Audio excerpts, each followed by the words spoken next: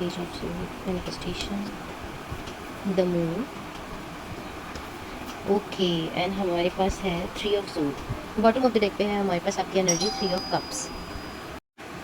Okay, यहाँ पे आपकी एनर्जी कह रही है कि आपको कुछ दिनों पहले ही कुछ ऐसा पता चला है एकदम से, कुछ ऐसी बातें थी जो आपके ऊपर रिवेल हो चुकी हैं, जो आपको बहुत शॉक मिला है उससे।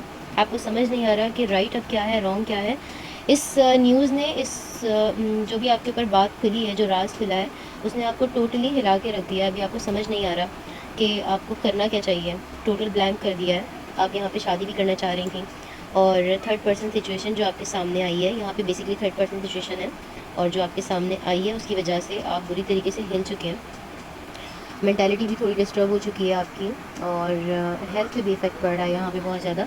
लेकिन आप बहुत पॉजिटिवली इससे पहले, before some time, before few months पहले, आप 1 महीने पहले आप बहुत कुछ मैनिफेस्ट कर रही थी, बहुत कुछ अच्छा सोच रही थी कि हर एक की भलाई के लिए सोच रहे थे या सोच रही थी। तो वो आपको बिल्कुल समझ में नहीं आ रहा है कि आप करना क्या चाहिए। हर तरह से आप ब्लैंक हो चुके हैं। आपने बहुत मेहनत किया था इस रिलेशन को लेके, आपने इस रिलेशन पे बहुत ज़्यादा टाइम स्पेंड किया है अपना, मे बी 8 ईयर्स और 5 ईयर्स आपने, या इससे ज़्यादा भी हो सकते हैं। आपने अपने इस रिलेशन को बहुत ज़्यादा स्पेंड किया था, और अब आप फाइनली शादी की तरफ आना चाह रही थी।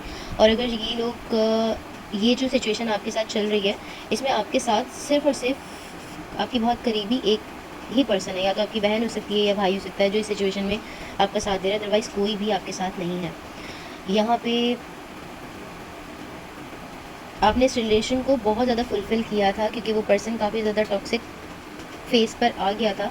आपको ऐसा लगने लगा था कि ये पर्सन वैसा नहीं है, आपके साथ होते हुए भी नहीं था। एब्सेंस बहुत ज़्यादा फ़ील हो रही थी आपको, लेकिन एक तरह से कहा जाए तो ये बेटर ही हुआ आपके लिए। अगर तो ये सिचुएशन आपके साथ चल रही है, तो आपको चाहिए कि आप इससे मूव ऑन हो जाएं। अब नेक्स्ट करना क्या चाहिए? नेक्स्ट करना ये चाहिए कि आप अगर रिलेशन में थे जस्ट, तो फिर आप मूव ऑन हो जाएं।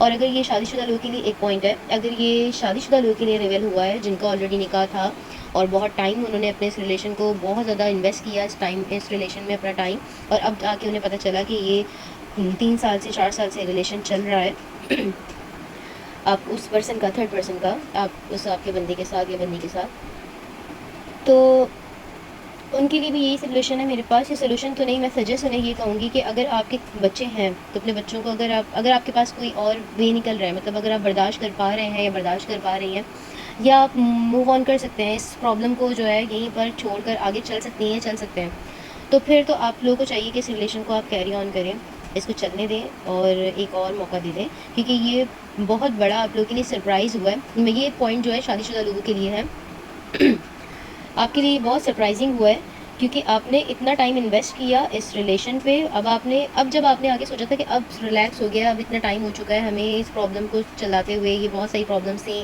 ख़ानदानों के मसले थे, ससुराल के मसले थे, इन मसलों से अब निकल के अब आप आगे जाना चाह ही रहे थे, चाह रही थी कि अब सुकून होने वाला है, तब लाके आपके हस्बैंड और वाइफ व्हाटएवर, उन्होंने आपके ऊपर ये रिवील कर दिया है। उन्होंने भी नहीं किया, ये आपको खुद से पता चला है, उन्होंने नहीं बताया आपको।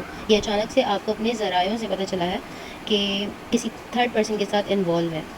तो अगर आपके पास गुंजाइश है तो इसको कैरी ऑन करें, और अगर नहीं है, आपकी मेंटली स्टेबिलिटी और ज़्यादा जो है इफ़ेक्ट कर रही है, तो फिर अगर आप मूव ऑन कर सकती हैं या कर सकते हैं, आगे चल सकते हैं अकेले, तो अपने आप को देखें, पहले अपने आप को देखें आप।